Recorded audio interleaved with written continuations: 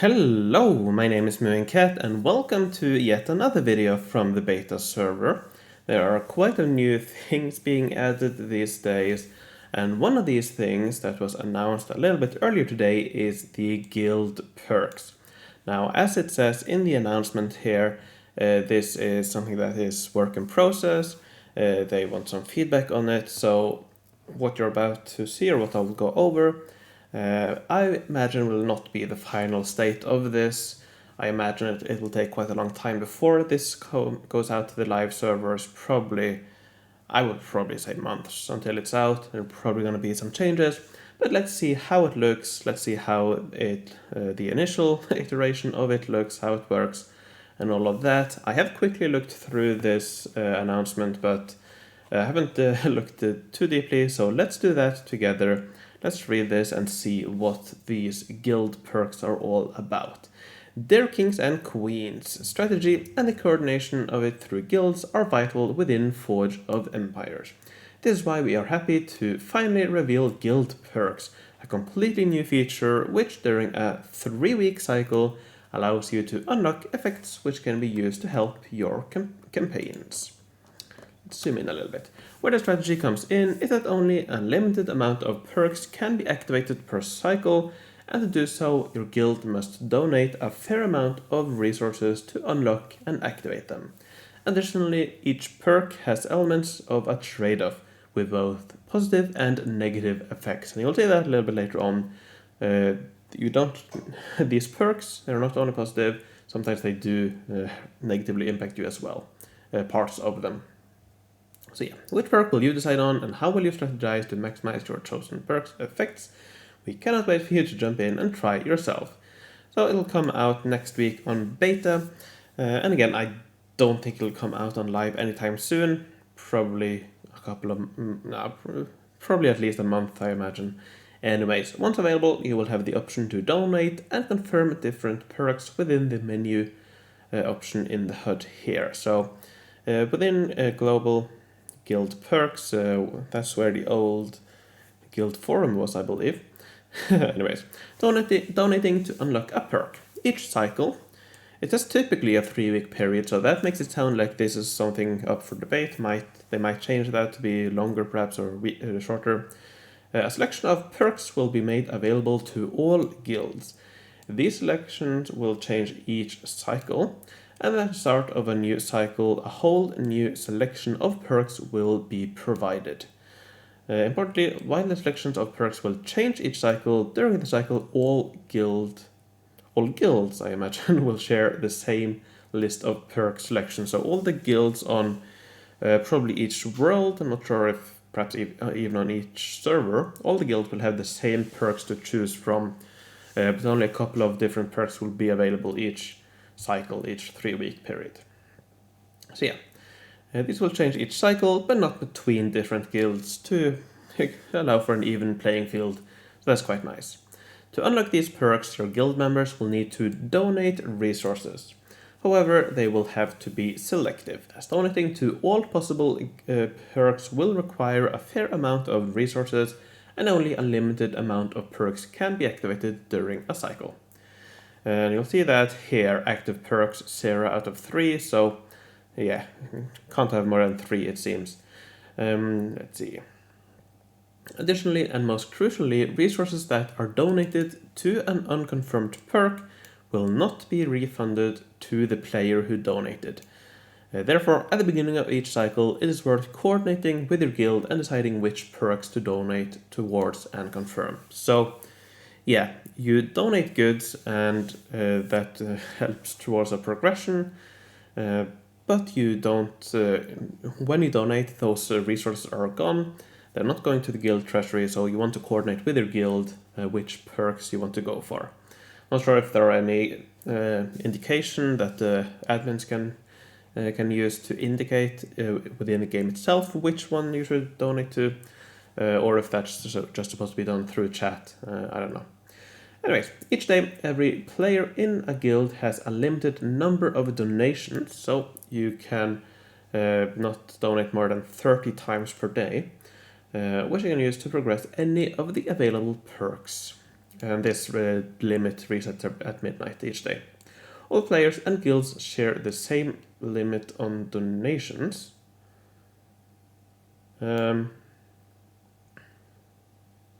All players and guilds share the same limit on donations. What does that mean? I'm actually not quite sure how to read that. It kind of sounds like that's a limit for the guild as a whole, but I'm not sure if that's the case. I think this is a limit per player, but that all players from all guilds have the same limit. I don't know how to read it. We'll see in a couple of days when it goes live. For each perk, there are usually 4 different options to donate at one time. Each provide a different amount of donation points, DP, which progress towards unlocking the perk, and ultimately will unlock it once the DP bar is filled. That's not completely true. But yeah, here you can see that for this you need 450,000 donation points, DP. And you can see that each of these actions give a certain number of points. So donating 9, was that nano something rather, oceanic future, rational future, no, arctic future, something like that. Here you can see goods, 9 goods for 7,000, 15 goods for 4,500. That's previous era goods, that's current era, so arctic future era. And some coins as well, that's interesting. So yeah, for people with a lot of coins like me, I have many billions coins. That might be an interesting option, but you have a limited number of donations per day, and this gives less points. So if you have resources to spend, it might be better to use goods instead. Anyways, let's continue. The donation action include a diamond option, of course, as well as 3 different resource donation options, which have different values and therefore provide different DPs when a donation has been made. The resources required for each are randomly generated every cycle. Alright, that's interesting. However, there is also a limit to each donation action. Indeed, you will need to use different actions each day to be able to make use of all your daily donations. Ah, okay. Is that perhaps... Okay, so perhaps this is the limit behind here, so I can only use this 21 times perhaps, this one only 10 times perhaps, this one 15, and this one only 1 perhaps. That makes sense. So yeah, if you have 30 actions and you can only do 10 of these, 15 of these, then for maximum effect you need to do 25 of these, 1 of these, and 4 of these. So that's interesting. You need to spread out your donations. Once all donation actions have been completed, you will need to wait until the next day for it to refresh. Let's see, important note. The amount of donation actions required to unlock the perk will scale based on the size of your guild. That's nice. With larger guilds having larger DPS requirements. That's... I was hoping that was a thing. Makes total sense, and yeah, happy to see that. Very important info, in red. You can only donate and benefit from a perk if you have joined the guild before the cycle began. Okay, so similar to Guild Expedition and Guild Battlegrounds. That's interesting. Activating a perk and its effects. Once a necessary amount of DPs has been reached, perks can be confirmed by guild admin. Alright, that's interesting. So only the guild admin can do it. Hopefully there is a specific rank that you can enable in the guild menu, so that you can set up roles so that more than just the guild admins can do it. Hopefully that's a separate thing. That'd be nice. However, it will require an additional cost of goods from the treasury. That's very low cost, so yeah, seems like that's kind of negligible. So yeah, that's interesting. Each perk's confirmation costs are displayed even before any donations begin. Therefore, as a guild, you can decide in advance whether it is worth the price, as well as gather the necessary resources to pay. Yeah, this is nothing on an established world. Even on the new world, this is nothing. That's very easy to accomplish. Anyways, once confirmed, everyone in your guild will now benefit from the perk. However, each perk has benefits as well as drawbacks. Therefore, you'll need to coordinate as a guild to maximize the bonuses, while mitigating against the possible disadvantages. That's another interesting thing that you, don't only get positive things. Let's look at this one. There are two examples in this in this post. Both of them are frankly quite terrible, but let's look at them regardless. So this one, a adventurer merchant, 8% chance of 2 random goods when visiting guild members' taverns. That's an interesting thing because, optimally you don't want to have any of your guildmates as friends, and you can only visit your friends' taverns. With that said, they definitely should add it so that you can visit your guild members' taverns, but I really hope this is changed because you don't want to have your guildmates as friends, and if you don't have them as your friends, this perk here is very pointless. Next one here, 3% minus 3% negotiation cost in guild expedition, which sounds nice, sounds interesting, but I'm really curious on how they're going to implement it, because if it is 3% of the cost, then it basically won't change anything, because 3% is very little, and reducing 5 goods by 3% will just be rounded up to 5 goods again. So anything below 17 goods cost, this will not have any impact. So even for the toughest ones, you pay 8 goods, I think, something like that. 3% of that, that'll just be rounded up to 8 again. So this will only really help for coins and supplies and medals. So not quite sure how that will work, but hopefully I'm wrong there, and hopefully it's another way it works. But anyways, then you have the minus 10% coin collection, the negative side effect of this, which can be significant on New World, but for established guilds in older worlds, this probably wouldn't matter too much.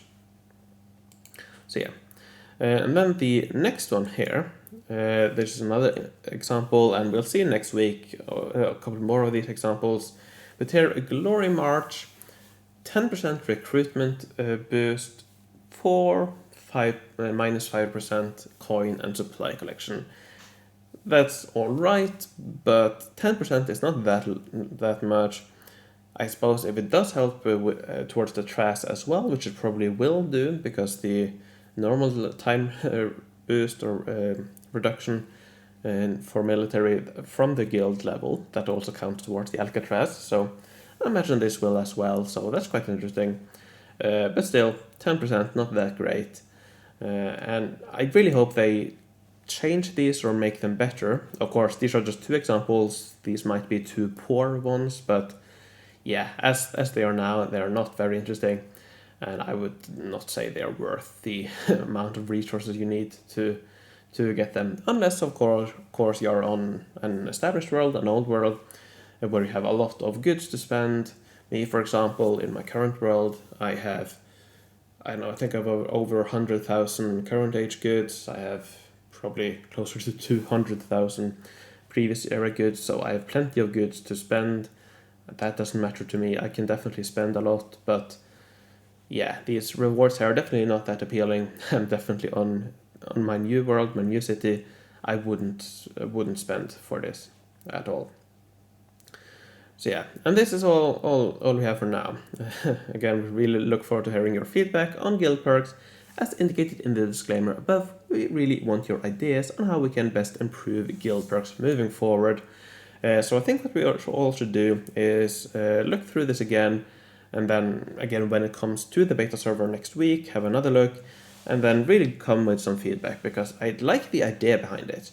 I like the idea of another way for the guild to get together, to contribute together towards a common goal, but the way it's implemented, I don't really mind that either. I don't really mind how it's implemented right now. I think that's quite interesting. I think that should work fine. I think the main thing right now, at least, is how terrible these these perks are. Because it's really, you need a lot of donations and a lot of effort, perhaps not effort, but you need to coordinate a lot, and as a guild you need to be together complete this together, but the reward's definitely not worth it at the moment. So hopefully these are, I would say, changed, because I don't really think these are very interesting. Negotiation cost, that's interesting, but hopefully, yeah, it's improved. In general, improve the perks, be creative, create some really interesting perks. These ones definitely don't are not interesting at all. So yeah, I think that's about it for this video. As you can probably hear, I'm still a little bit ill.